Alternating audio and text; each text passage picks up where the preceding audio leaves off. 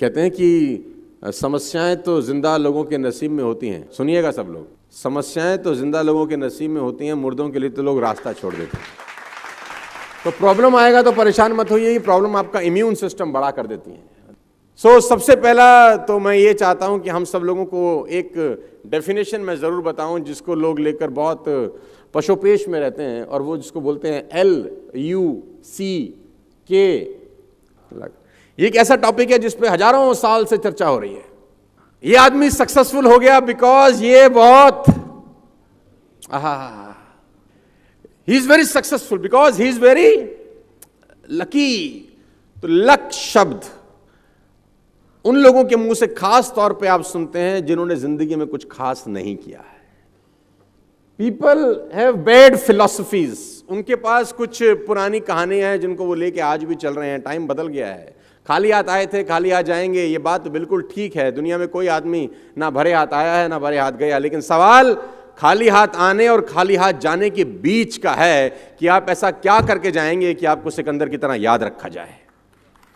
जाएंगे तो सब यार, कोई आदमी कोई अश्वत्थामा नहीं है जो युगों युगों तक जिएगा, सबने जाना है।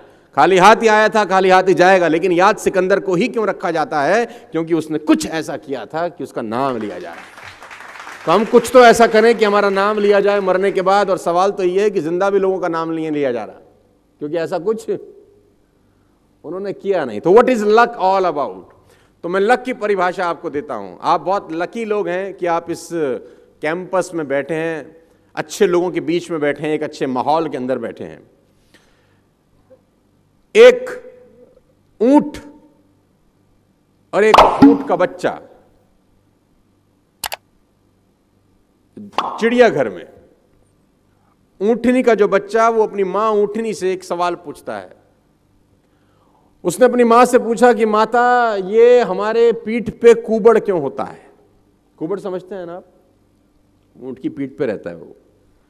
तो ऊंटनी का बच्चा ने पूछा कि मां, हमारी पीठ पे कुबड़ क्यों होता है? तो मां ने जवाब दिया, बेटा रेगिस्तान में कभी कभी पानी नहीं मिलता बहुत समय तक, तो पानी स्टोर करने के लिए नेचर ने हमको ये कुबड़ दिया है कि हम पानी बहुत सारा एक साथ ड्रिंक कर सकते हैं, इसको सेफ सिक्योर कर सकते हैं। अगर हमें बहुत दिन तक पानी ना मिले तो अंदर का वाटर से हम लोग अपनी लाइफ को मेंटेन कर सके। तो उस बेटे को बात समझ में आ गई, उसने कहा वेरी गुड। तो उसने बोला, माँ हमारे ये पैर इतने बड़े बड़े क्यों हैं, ये पंजे हमारे इतने बड़े बड़े क्यों होते हैं? तो उसकी माँ ने बोला, बेटा रेगिस्तान बहुत लंबा होता है, तो दूर तक जाना होता है, तो दूर तक जाने के लिए ईश्वर ने हमको बड़ा पंजा दिया है, बड़े पैर दिए हैं। तो बेटे को बात समझ में आ गई। बेटे ने अब तीसरा सवाल पूछा कि हमारी आंखों के आगे इतने बड़े बड़े बाल क्यों हैं ये?